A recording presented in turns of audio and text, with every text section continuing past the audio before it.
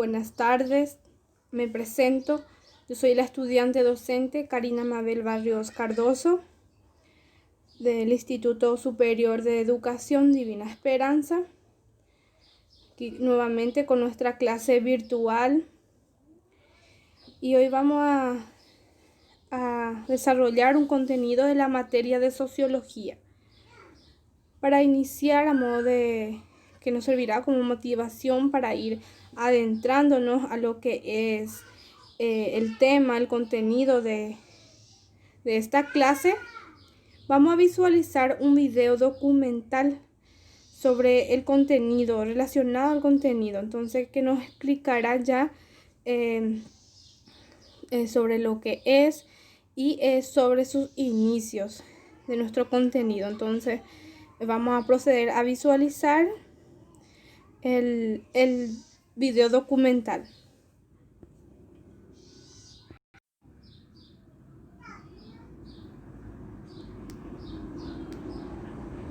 Aportaciones de Emily Durkheim. En Psicología tenía lo siguiente. La división del trabajo social, editada en 1893, fue su primer trabajo importante. La misma nació como la tesis doctoral con la que se recibió, la solidaridad social. Educación y pedagogía. Educación fue publicada en el Nuevo Diccionario de Pedagogía y de Instrucción Primaria en 1911. Constituye una recopilación de conocimiento en la que resume su pensamiento pedagógico y que fue un trampolín para desarrollarse como catedrático en otros temas de educación como moral e historia, todo relacionado con la pedagogía, dictados en diferentes universidades de París. Max Weber, ¿cómo apoyó la teoría social clásica y contemporánea? Weber entiende que el objeto de estudio de la sociología es la acción social, y a esta la define como una conducta humana con sentido y dirigida a la acción de otro. Weber también plantea que una clase social está conformada por un conjunto de individuos que comparten una igual situación en el mercado. También nos dice que en función a lo expresado en su teoría del materialismo histórico, la dinámica depende del desarrollo de las fuerzas productivas, lo que explica que las transformaciones sociales están en relación directa con el dominio de la naturaleza. Weber individualiza el análisis en el concepto de acción social, pero reconoce que la sociedad contiene subgrupos que actúan con características similares y permiten un margen en la predicción de sus actos. Weber entiende que la división del trabajo desiguala cualitativa y cuantitativamente a la relación entre el trabajo y su producto, por lo que lleva consigo a la contradicción entre el interés del individuo y el interés común de todos los individuos. A su vez expresa el grado de desarrollo de las fuerzas productivas, tecnología versus medios de producción de una sociedad. Weber destaca la infinitud de los hechos sociales en las relaciones del hombre en el devenir histórico de la humanidad, por lo que entiende que es imposible establecer axiomas que puedan explicar en forma homogénea y universal el comportamiento humano. Estos comportamientos deben segmentarse para ser objeto de estudio a elección del científico. Pierre Bourdieu fue un sociólogo francés contemporáneo reconocido a nivel mundial por sus numerosas obras que resaltan la importancia de la lucha y el conflicto en el funcionamiento de la sociedad, sobre todo respecto a los efectos de la dominación y la lucha por la igualdad. Sus análisis basados en el siglo XX se enfocaron en los estudios de distintas formas de poder y dominación. Asimismo, hizo observaciones sobre la cultura y la vida cotidiana. Por lo tanto, fue sin duda un sociólogo preocupado sobre el desempleo y la crisis de la vida campesina. También realizó un importante aporte analizando el carácter represivo de las instituciones educativas en la actualidad. Él estudió clases sociales, bailes de fuertes, lenguaje corporal, clases sociales, televisión y también fue un fuerte crítico de las políticas neoliberales actuales. Bourdieu fue uno de los primeros sociólogos en analizar la vida cotidiana en la sociología. Karl Marx, 5 de mayo de 1818. Fue un filósofo, economista, periodista, intelectual, militante comunista prusiano, de origen judío. En sus obras más más importantes abarca diferentes campos de pensamiento en la filosofía, la historia, la ciencia política, la sociología y la economía. Le llegaron a considerar el padre del periodismo científico. Uno de sus pensamientos más importantes fue: el comunismo no priva a nadie del poder de apropiarse productos sociales. Lo único que no admite es el poder de usurpar por medio de esta apropiación el trabajo ajeno. Marx representa una de las figuras más influyentes de la historia humana, y sus teorías sobre la sociedad, la economía, la política son consideradas como bases del marxismo. Dichas teorías explican las sociedades que evolucionan a través de la dialéctica de la lucha de las clases, teorizando el sistema socioeconómico que sería reemplazado por una nueva clase social, el proletariado.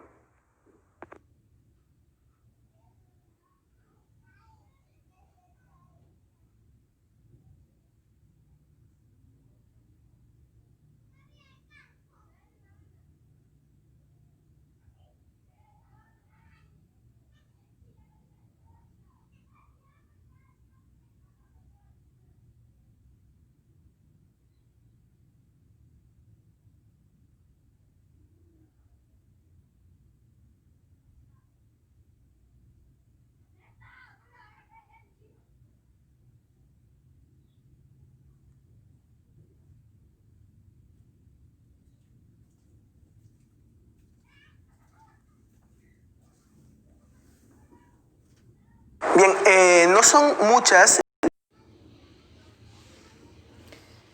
Al visualizar ya lo que es el tema del cual vamos a tratar, el cual voy a estar explicando, donde nos menciona a varios sociólogos y sus aportes que fueron en la teoría clásica, así también como en la teoría contemporánea.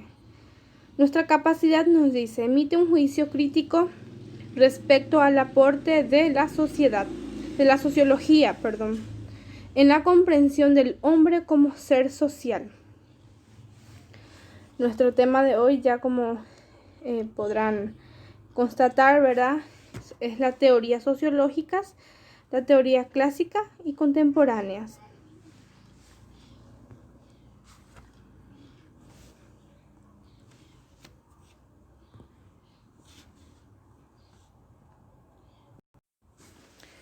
Para ir adentrando a lo que es el tema, vamos a ver primeramente lo que es el concepto de la teoría sociológica, para poder ir adentrándonos, para entender mejor sobre las dos teorías que vamos a tratar. Nos dice que la teoría sociológica es la disciplina que se encarga de estudiar distintos fenómenos del mundo social y la relación entre estos. Sus explicaciones pueden ir desde los hechos muy concretos hasta paradigmas que permiten analizar e interpretar sociedades por completo.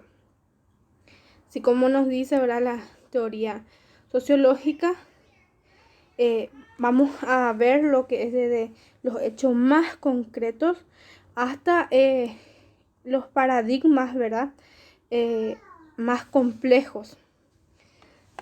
Sabemos que la función principal de las distintas teorías sociológicas es tratar de explicar el comportamiento humano, ¿verdad? Todos los hechos que las acciones del ser humano dentro de una sociedad concreta, todo tipo de acción que podamos realizar. Y para ello se basan en la evidencia acumuladas por varias ramas de las ciencias, como la psicología. También otra materia o otra disciplina sería la antropología y la biología. Así también como estas disciplinas, estas ramas, también aporta ramas de las ciencias sociales, y que son la historia, que es la historia, bien dicho, o la economía. Entonces esas ramas realizan, ¿verdad?, un aporte o basan su evidencia sobre distintos tipos de investigaciones en lo que es la teoría sociológica. Gracias a la ayuda de estas ramas puede entenderse mejor la teoría sociológica. Y vamos a hablar también de lo que es el antecedente, antes de entrar a lo que es la teoría clásica. Los antecedentes de la sociología y la teoría sociológica, tal y como lo entendemos, ahora surgieron principalmente a partir de la época de Ilustración.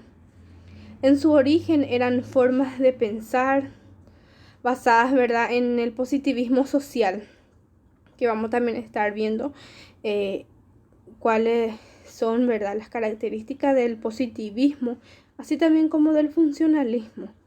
Y estos aparecieron y van de la mano del desarrollo del método científico y la filosofía del conocimiento.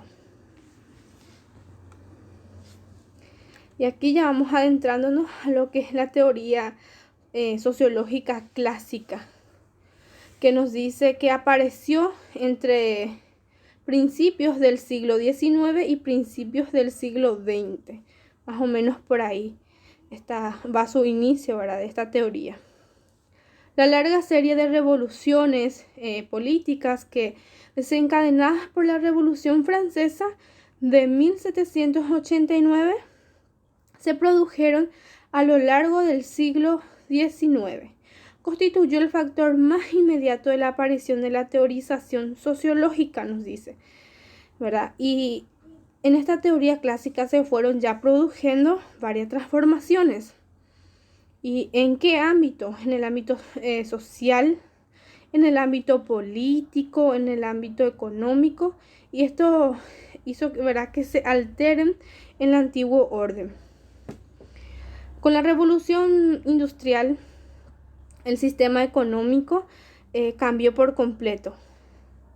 ¿Y por qué cambió? Con el paso de ser agrícola, con la producción del ámbito familiar, en pequeños talleres, donde existían sectores de familias, pequeñas familias, que se dedicaban, ¿verdad?, en pequeños talleres, en sus propios talleres. Y se daba importancia a lo que era la agricultura. Así fuimos evolucionando y utilizando diversos tipos de herramientas que cada vez se iba actualizando más y facilitando para las familias el uso de herramientas en la agricultura. Y también el intercambio comercial era el ámbito local a industrial, y que también culminó con la transformación del mundo occidental. Y otro factor más importante, o otros factores, ¿verdad?, que de cambio que fueron, es el cambio religioso, el crecimiento de la ciencia y la ilustración. Entonces todo eso se iba transformando de a poco, ¿verdad?, con la teoría sociológica clásica. En la teoría sociológica clásica suele dividirse en 4 corrientes distintas, pero dentro de esas 4 corrientes están el funcionalismo, que nos dice que es la teoría del conflicto, del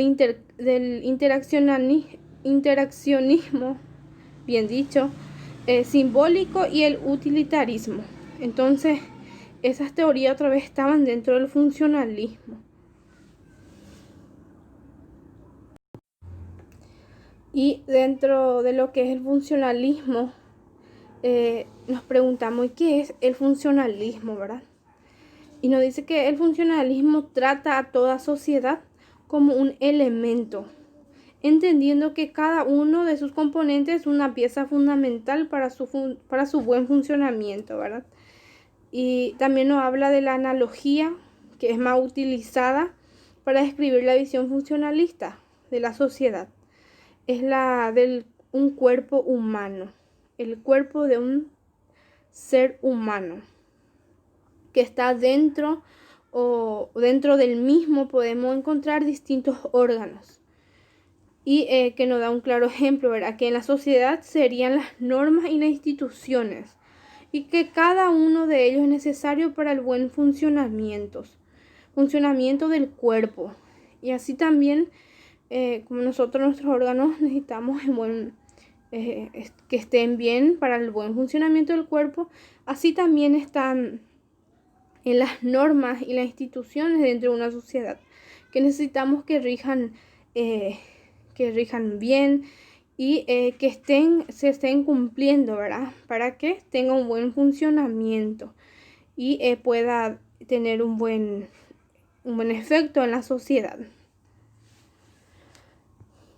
Aquí ya nos encontramos con los sociólogos que están dentro de la teoría clásica. Primero le tenemos a Augusto Comte, así como lo mencionaban en el video documental que estuvimos visualizando.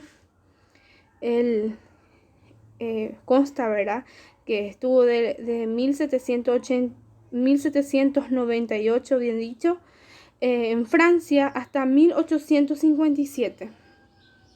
Y él habla sobre el positivismo. Nos dice que es la búsqueda de leyes invariantes del mundo natural, así como del social. Estas leyes invariantes se obtienen a partir de la investigación sobre el mundo social y la teorización sobre ese mundo. La investigación tiene una importancia secundaria comparada con la especulación reflexiva. No excluye la investigación empírica, pero está subordinada a la teoría.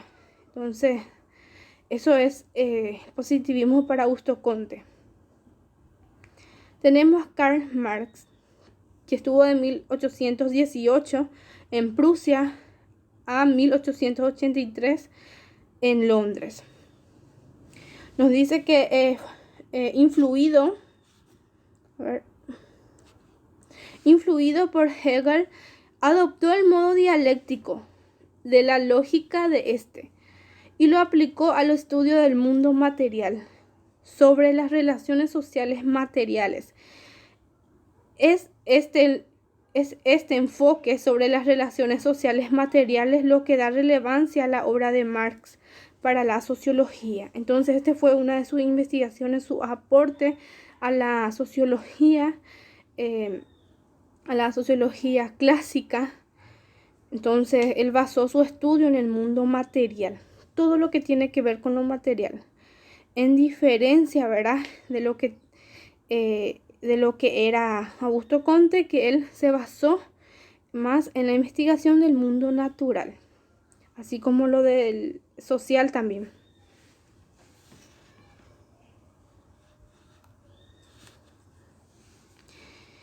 Y aquí hablamos sobre el potencial humano, los actores.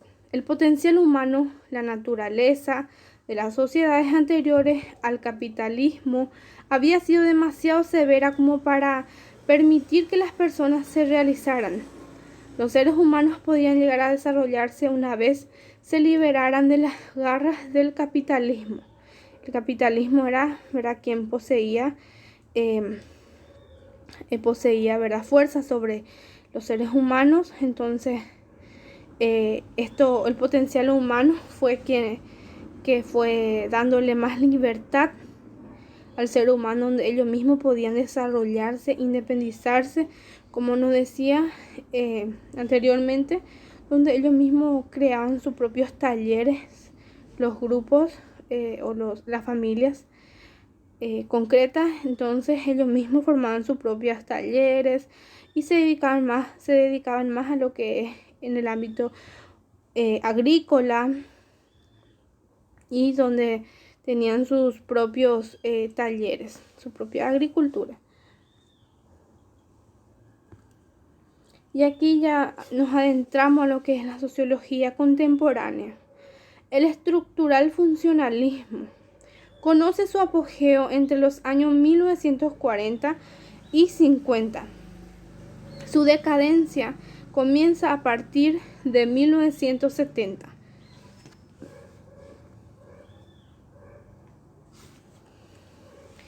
Y aquí ya tenemos, ¿verdad?, la escuela del Chicago. Esto ya se adentra en lo que es la teoría contemporánea. Esta escuela apareció, bien dicho, en lo que es ya la teoría contemporánea, que surge en la primera parte del siglo XX dentro del Departamento de Sociología de la Universidad de Chicago. fundado por Albion Smart en 1892. Trata temas de urbanismo y desviación social. Los delincuentes. Los sociólogos de esta escuela se inspiraron directamente en la ecología para caracterizar las relaciones entre los grupos sociales y el espacio urbano. La Escuela de Chicago conoce su apogeo en la década de 1920. Entonces, la gran función que se cumplía en esta escuela, ¿verdad? Nos dice que estudiaba, ¿verdad? O caracterizaba, se enfocaba más en las relaciones, cómo se relacionaban estos tipos de grupos o grupos sociales, que sabemos que hay distintos, y en esa época también existían varios o muchos grupos sociales, y el espacio urbano. Entonces eso es lo que esta escuela, bien dicho, se encargaba de o se enfocaba a eso. Luego tenemos, ¿verdad? Que nos dice, ¿verdad? También la Escuela del Chicago, que conoce su apogeo en la década de 1920. Entonces ahí recién es donde se lo reconoce, se lo lleva en cuenta. Y la decadencia comienza cuando en 1930 Jorge Herbert fallece y Roberto Park se marcha de la universidad. Dos grandes pensadores de esta escuela. Ellos, entonces, el primero falleció y el otro procedió a retirarse nada más de la escuela, de la universidad. Mead no escribe su propia obra, son sus alumnos que publican sus apuntes. Todo aquel que él iba escribiendo, entonces eso fue lo que sus alumnos publicaron, porque él de por sí mismo no lo hizo. Y decía, ¿verdad?, en una de esas notas, que el espíritu, persona y sociedad, donde el ser humano es capaz de observarse desde el exterior y dividirse y analizarse desde afuera. Se trata de una autocrítica reflexión sobre la propia actuación, de cómo nosotros actuamos nosotros mismos, de autorreflexionarnos, no por los demás, sino que de mí misma, de mi persona. Entonces, eso era lo que resaltaba en una de sus escrituras. Y es considerado pensador más importante vinculado a la Escuela del Chicago. Entonces, ese fue su gran aporte o escritura, que gracias, ¿verdad?, a estos alumnos suyos fueron publicados y se conoció. Tenemos los paradigmas de la escuela, de esta escuela, que nos dice que es que está dentro de eso la estructura del funcionalismo.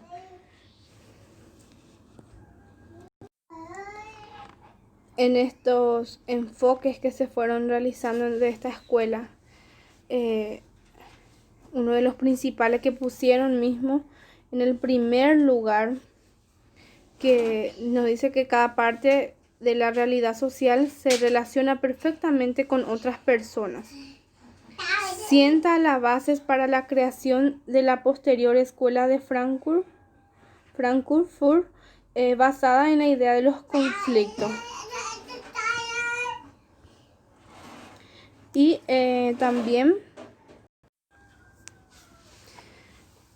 tenemos también los enfoques psicosociales, que nos dice que da preponderancia en su análisis al individuo. En los estudios anteriores, que se daba importancia al determinismo de las estructuras.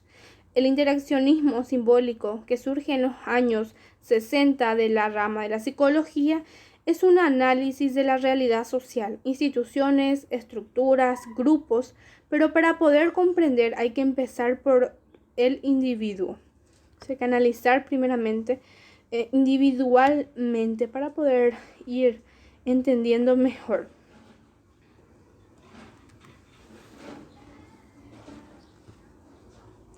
Aquí le tenemos a Talcott Parsons, que también tiene que ver con la escuela, con la teoría contemporánea, que nos dice que está desde 1902 en Estados Unidos a 1979.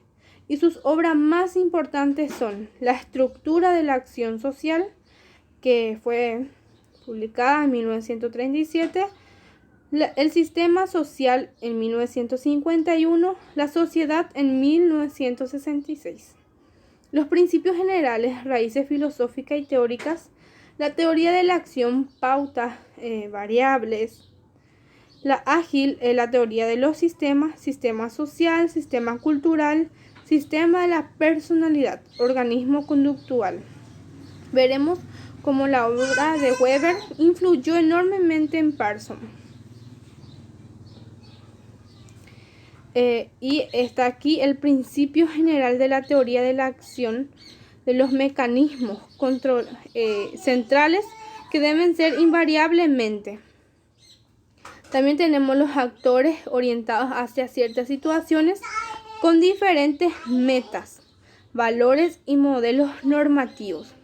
La teoría debe basarse en el principio del voluntarismo, elección entre valores y cursos de acción alternativos, que sea, al menos en potencia, libre. Deben ser considerados relevantes también fenómenos como las ideas, los ideales, las metas y las normas. La idea de la emergencia, los sistemas de un orden más alto. Emergen los sistemas del orden inferior. Los sistemas emergentes nunca deben ser totalmente desligados de sus partes constituyentes. Entonces, todos estos principios, estos sistemas que se fueron generando y dándose en este periodo, es lo que sería, ¿verdad?, de la escuela de Parsons. Todo esto es lo que le caracteriza y le identifica. Y, ¿verdad?, dando así una conclusión hasta aquí, la sociedad, hablando de la sociedad que compone de personas en acción, que siempre están en acciones, en las prácticas, y que es una acción continua. Estamos en continua actividad siempre, ¿verdad?, adaptándonos en las situaciones que vivimos cada momento y las actuaciones de otras personas. En esta actuación indicamos a los otros cómo tenemos que actuar, cómo tenemos que vivir, y nos indicamos nosotros mismos cómo actuar.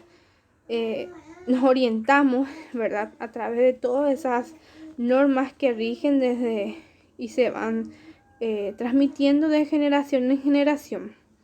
Y también analizando o reinterpretando las acciones de los demás.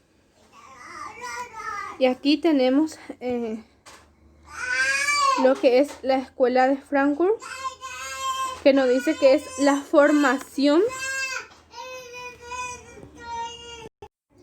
de la escuela, influencia, la teoría crítica, la cuestión de las ciencias sociales, teoría crítica y teoría tradicional.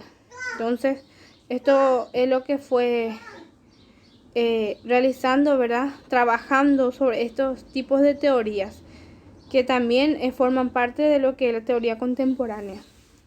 La emergencia de la razón pragmática, el origen y el fin de la razón ilustrada. Fundada oficialmente el 23 de febrero de 1923 en Frankfurt, Alemania, como Instituto de Investigación Social, Instituto für Soziale Forschung, Instituto Cultural Independiente. Habermas estudia la historia, y dentro de eso tenemos la época precapitalista y la época capitalista.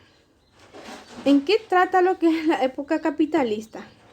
Nos dice que se acude al credo religioso y a otros valores culturales del momento para justificar las decisiones de la clase, transformaciones de la sociedad.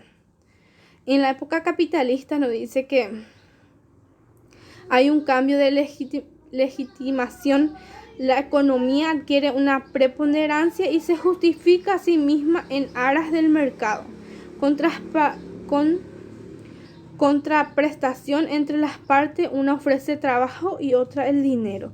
Así fue como esto iba generándose, ¿verdad?, dentro de la sociedad. Y como ya decíamos al inicio, era un cambio que se daba cada vez más, una transformación que inició ya con la escuela clásica, con la teoría clásica, bien dicho. Y para finalizar, ¿verdad?, explicar una vez más lo que Parsons distingue entre tres tipos básicos de disposiciones de necesidad. ¿Y cuál era el primero? El primero es impulsar al actor a buscar amor, aprobación en sus relaciones sociales, ¿verdad? Que él creía que eso era algo muy importante. Y también otra necesidad que él dice, el segundo, dice que incluye valores internalizados que conducen a los actores a observar diversos modelos culturales. Y finalmente, estas expectativas del rol que llevan a los actores a dar y obtener una respuesta adecuada o respuestas adecuadas. Entonces eso es lo que le distingue a Parsons dentro de lo que él cree que son disposiciones de necesidad. Y hablando también de lo que es la escuela de Frankfurt, también mencionaba una parte, ¿verdad?, de la teoría crítica. ¿Y qué es la teoría crítica en la escuela de Frankfurt?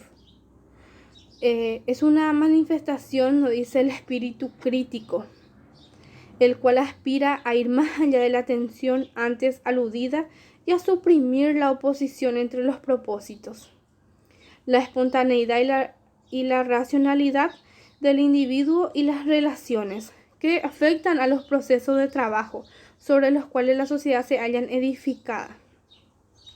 Esta cuestión de las ciencias sociales pretenden, o la pretensión de la escuela de Frankfurt es analizar la sociedad occidental capitalista y proporcionar una teoría de la sociedad. Por eso es lo que hablábamos sobre lo que es la teoría capitalista y precapitalista. Y dice también, ¿verdad?, en esta cuestión que quiere proporcionar una teoría de la sociedad que posibilite a la razón emancipadora de las orientaciones. Lo dice para cambiar, ¿verdad?, a una sociedad que ya está, ¿verdad?, establecida. Entonces esto habla la teoría crítica del cambio o del pensamiento que quiere ir realizando y proporcionar a una teoría de la sociedad. Entonces, a modo de cierre, vamos a pasar a lo que son las actividades. Y nos dice, bien dicho, la primera actividad, para ir retroalimentando, recordando, ¿qué nos decía que es la teoría sociológica? ¿En qué se basaba? ¿Qué función cumplía la teoría sociológica? La teoría sociológica, su principal función es la distinta teoría sociológica, que es tratar de explicar el comportamiento humano, ¿verdad?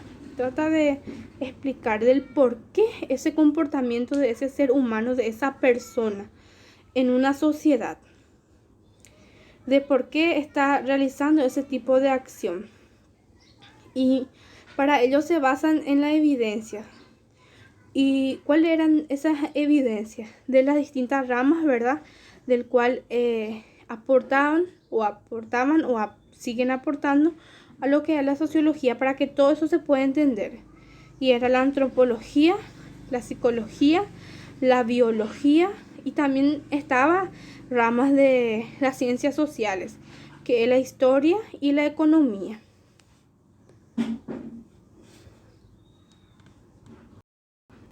A ver un poquito. Ahí está. Quiere pasar demasiado nuestro dispositivo. Seguir con nuestra actividad. Nos dice, menciona el inicio de la teoría clásica. ¿Cuándo se fue iniciando la teoría clásica? ¿A principio de qué? Del siglo XIX, del siglo XX, nos decía, ¿verdad? Que se produjeron transformaciones, ¿verdad? Transformaciones no solo sociales, sino que también política, económica, y alteraban el antiguo régimen. Y también esos cambios que se iban realizando en la revolución industrial, donde ya se iba iniciando lo que es la libertad del ser humano, donde la propia familia podrían, ¿verdad?, tener sus pequeños talleres. Y esto iba evolucionando, iba cambiando para el bien de la sociedad. Aquí se fue realizando las distintas transformaciones en sociedades. Y nos dice la siguiente actividad, sociólogos de la teoría clásica y sus obras. ¿Cuáles fueron esos sociólogos? Esos sociólogos que tienen que ver con la teoría clásica era Augusto Comte. ¿Y sobre qué se basó Augusto Comte? Sobre el positivismo.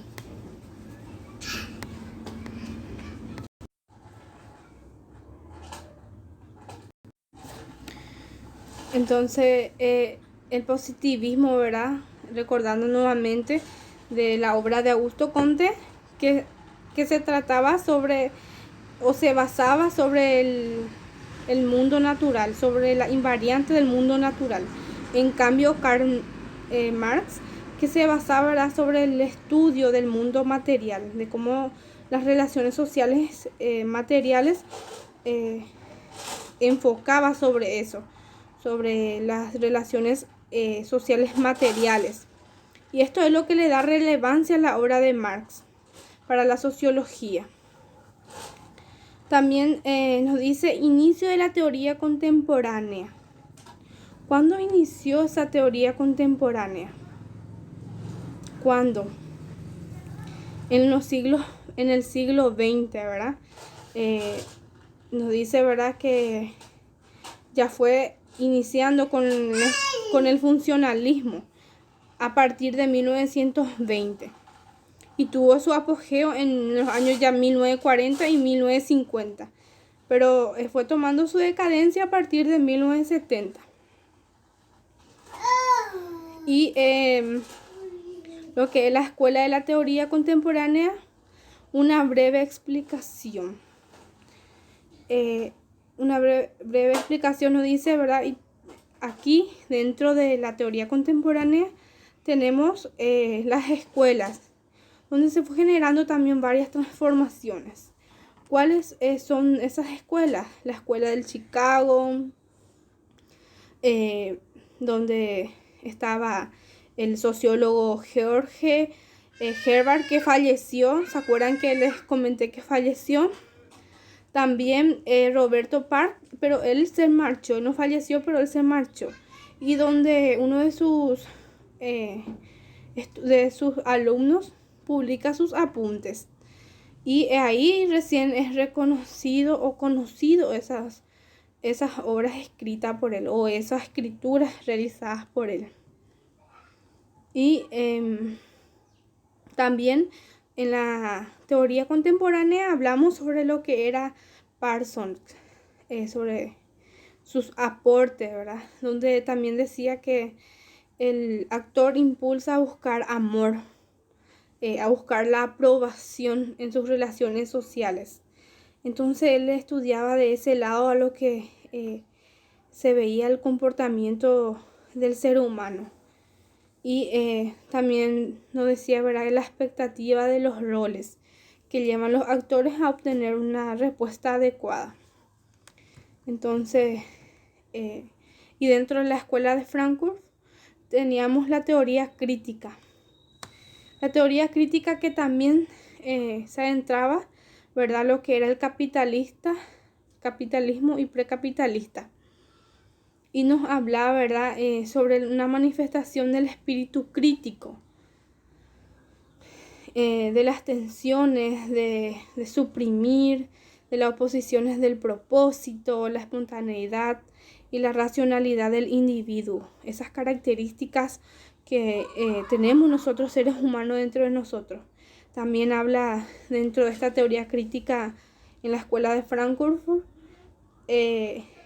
las cuestiones de las ciencias sociales. La pretensión de la escuela de Frankfurt es analizar la sociedad occidental capitalista y proporcionar una teoría de la sociedad que posibilite a la razón una emancipadora a las orientaciones para caminar una sociedad, ¿verdad? Una sociedad que busca, ¿verdad?, un buen relacionamiento, busca una sociedad humana, que busca una sociedad racional. Entonces esto trata lo que es las dos teorías, de sus aportes, de sus escuelas, de sus sociólogos que trabajaron, ¿verdad?, para poder comprender el comportamiento del ser humano en determinada sociedad. Y decían también que iban analizando individualmente para poder comprender ese comportamiento dentro de esa sociedad. Primeramente nos decía que era concreto y después, ¿verdad?, que era más complejo, ampliando más el estudio, ¿verdad?, del comportamiento del ser humano. Y dada por terminada esta clase, me despido de ustedes. Espero que hayan aprendido conmigo sobre este contenido que es muy importante, ¿verdad?, dentro de la sociología, de los cambios que se iban realizando dentro de la sociedad y cómo ellos iban analizando el por qué, ¿verdad?, esos cambios y esos comportamientos de los seres humanos, de cada individuo. Entonces, agradecida por el espacio, me despido y espero verle en las próximas clases virtual. Gracias por su atención.